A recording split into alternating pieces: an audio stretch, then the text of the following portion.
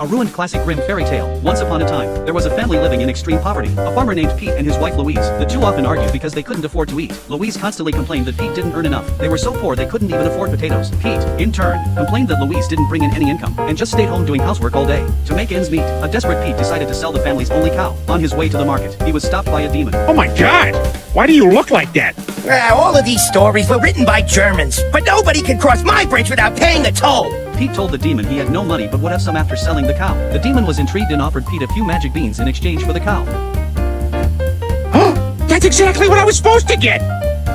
Pete quickly returned home with the beans, but Louise was furious. They were on the brink of starvation, and these beans weren't even enough for one meal. In her anger, Louise threw the beans out the window. The next morning, Pete was stunned by what he saw outside. A massive beanstalk had grown overnight. It stretched skyward, disappearing into the clouds. It looked like a regular bean plant, but its size was extraordinary. Pete and Louise were utterly bewildered by this miracle. It must have been the beans Louise threw out yesterday.